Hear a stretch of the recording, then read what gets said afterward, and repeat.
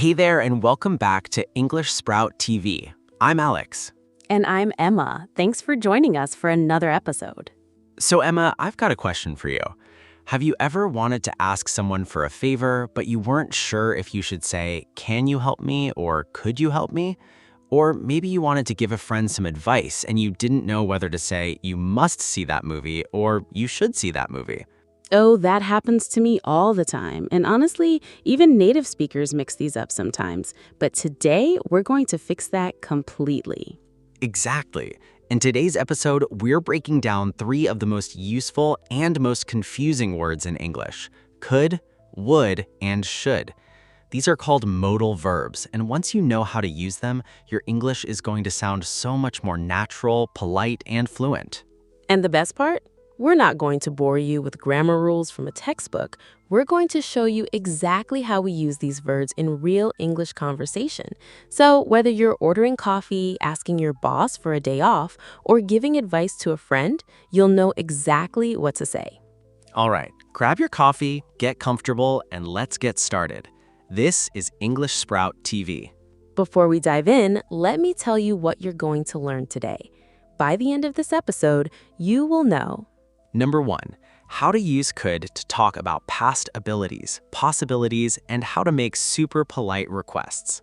Number 2, how to use would for imaginary situations, polite offers, and those tricky past habits. Number 3, how to use should to give advice, talk about obligations, and express what you expect to happen. And number 4, this is my favorite. We're going to put all 3 into a real-life conversation so you can hear exactly how they sound together. Sounds good? Let's go. Okay, let's start with could. Emma, when you hear the word could, what's the first thing that comes to mind? I think of possibility, like it could rain tomorrow. That means maybe it will rain, maybe it won't. Perfect, that's exactly right. Could is often used to talk about a possibility, something that is not certain. So if I say we could go to the beach this weekend, I'm not saying we will go, I'm saying it's one possible option. Right, it's like suggesting something without being too pushy. Exactly. Now, here's another really common use. Could is also the past tense of can. So if I want to talk about an ability I had in the past, but maybe I don't have it anymore, I use could. Oh, like when I was 5, I could speak Spanish fluently. Yes. But wait, do you still speak Spanish fluently now? Honestly, no, I forgot most of it. So that's why I said could, because it was true in the past, but not now. Beautiful example. So when I was a child, I could run really fast. Past ability. But now, maybe not so much. Definitely not so much. Now here is where would could become incredibly useful in daily life. When you want to ask someone to do something, could sounds much more polite than can. This is so important. If you say to a waiter, "Can I have a coffee?" It's fine, it's correct. But if you say, "Could I have a coffee, please?" it sounds softer, more respectful. Absolutely. Let me give you another example. Imagine you're at work and your computer is broken. You go to your coworker. If I say, "Can you help me?" it's direct, a little bit demanding even. Right, but if you say, "Could you help me with this?" suddenly you sound professional and polite. The meaning is the same, the feeling is completely different. So could is like putting a soft cushion around your request? I love that. Yes, exactly. It's the polite cushion. Let's practice a few together. Repeat after me, listeners. Could you repeat that, please? Could you repeat that, please? Could you tell me where the station is? Could you tell me where the station is? Could we meet at 3 o'clock instead? Could we meet at 3 o'clock instead? Great. So remember, could equals possibility, past ability, and polite requests. 3 uses, 1 little word. Okay, Alex, now let's move on to would. I have to admit, this one confuses a lot of our viewers. Yeah, would is tricky because it has so many jobs. But let's start with the most common one. Hypothetical situations. Things that are not real right now, but we like to imagine them. Oh, the "if I were rich, I would buy a house" kind of sentence. Exactly. That's called the second conditional. We use would to talk about imaginary or unlikely situations. If I won the lottery, I would travel the world. I didn't win the lottery, it's not real, but I'm imagining it. So would is the dream word? The dream word, I like that. I would love to visit Japan someday. It means I want to, but it's not 100% planned yet. It's a wish. What about when we use it for polite offers, like, would you like some tea? That's the second major use. When you offer something to someone, would is the most polite and natural way to do it. Think about it. If I say, do you want coffee? Okay, it works, but would you like some coffee? That sounds like a host at a nice dinner party. It's elegant. And what about would you mind? Oh, that's advanced politeness. Would you mind closing the window? You're basically saying, I know this is a small inconvenience for you, so I'm asking very gently. I hear would in customer service all the time. Would you prefer a table by the window? Exactly. Anytime you want to sound extra kind, extra professional, or extra smooth, use would. Wait, there's one more thing. My grandmother always says, when I was young, I would walk to school every day. Why does she use would there?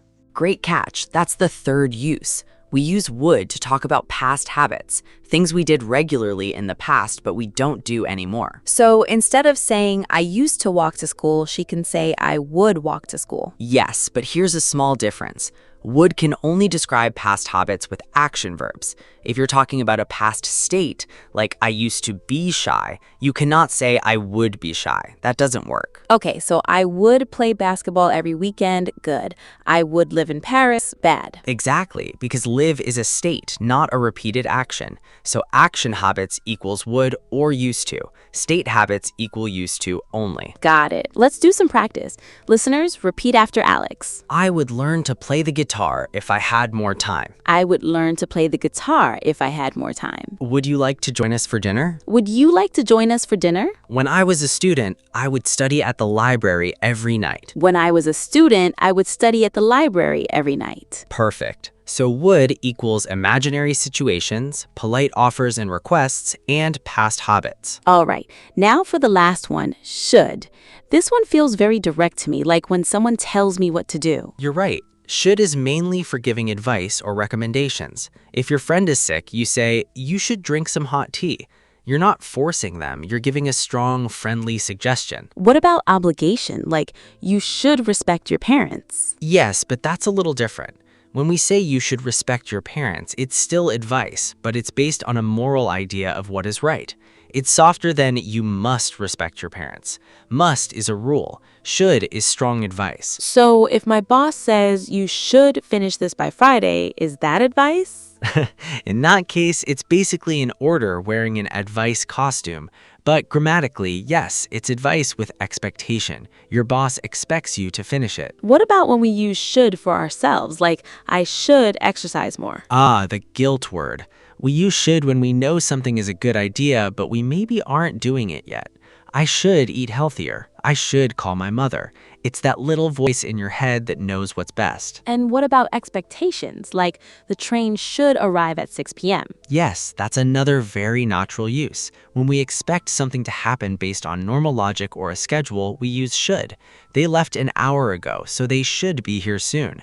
It means I expect them to arrive soon based on what I know. But it's not 100% guaranteed, right? Right. If the train is late, you can say, it should have arrived by now. And that brings us to a really useful structure. Should have plus past participle. Oh, the regret structure. Exactly. We use should have to talk about mistakes or missed opportunities in the past. I should have studied harder for the test. It means I didn't study hard enough and now I regret it. Or you should have told me when your friend keeps a secret? Yes, and here's the negative form, shouldn't have. I shouldn't have eaten so much pizza, meaning I did it, it was a mistake, and I regret it. This is so useful for real conversations. Let's practice. Repeat after me, everyone. You should take an umbrella. It looks like rain. You should take an umbrella. It looks like rain. I should have left earlier. Now I'm stuck in traffic. I should have left earlier. Now I'm stuck in traffic. You shouldn't have bought such an expensive gift. You shouldn't have bought such an expensive gift. Excellent. So remember, should equals advice, expectation, and regret about the past. Okay, Alex, now let's put it all together. Let's do a real conversation where we naturally use could, would, and should. How about a situation at a coffee shop plus making weekend plans? Love it. I'll be the customer, you be the barista. Ready? Ready. Hi there. Could I get a medium latte, please? Of course. Would you like any syrup with that? We have vanilla and caramel. I should probably avoid sugar, but would you recommend the caramel? It's our most popular, but if you're trying to be healthy, you should try our sugar-free vanilla. It's really good. Okay, I'll go with that. Also, I could pick it up tomorrow instead if that's easier for you. No need. It'll be ready in 5 minutes. By the way, would you be interested in our loyalty card? You should sign up. You get a free drink after 10 visits. Oh, I should have signed up months ago. I come here all the time. Sure, sign me up. Did you catch all of them? Let's hear that again, but slower. Could I get a medium latte? Polite request. Would you like any syrup? Polite offer. I should probably avoid sugar. Advice to myself. Would you recommend? Polite question. You should try. Giving advice. I could pick it up. Possibility. Would you be interested? Polite offer. You should sign up. Strong advice. I should have signed up. Regret about the past. See how natural that was? In just one short conversation at a coffee shop, we used all 3 modals multiple times, and it sounded completely normal. This is exactly how native speakers talk. We don't think, oh, I need to use a modal verb now. We just use them because they make our speech softer, more polite, and more flexible. Before we finish, let's quickly compare these 3 so nobody gets confused. Good idea. Imagine your friend is feeling sad. How do you respond with each word? With could, you could talk to someone about it. I'm giving a suggestion, one possible option. With would, if I were you, I would take a break. I'm imagining myself in your situation and telling you what I would do. With should, you should talk to a friend. I'm giving direct advice. I think it's the right thing to do. Perfect. So could equals possibility or suggestion. Would equals imaginary or polite. Should equals advice or expectation. One more trap. Don't say I would can or I should must. These modals never combine with each other like that. One modal per verb phrase. Right. And don't use to after them. It's I should go, not I should to go. It's I would like, not I would to like. Unless it's would like to plus verb, like I would like to order. Yes, because like is the main verb there. Would is just making it polite. So the structure is modal plus base verb, or modal plus like plus to plus verb. Great clarification. All right, let's do our recap. Here are the top phrases you learned today. Say them out loud with us. Could phrases. Could I have? Could you help me? It could rain. When I was young, I could swim. Would phrases. Would you like? Would you mind? I would love to. If I had time, I would. Should phrases. You should try.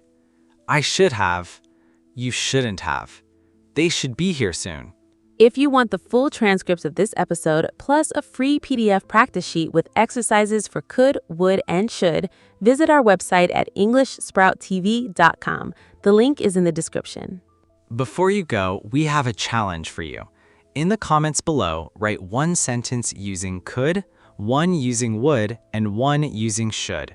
We'll read the best ones in our next episode. And if this video helped you, please hit the like button and subscribe to English Sprout TV. We post new English podcast episodes every single day to help you speak natural, confident English.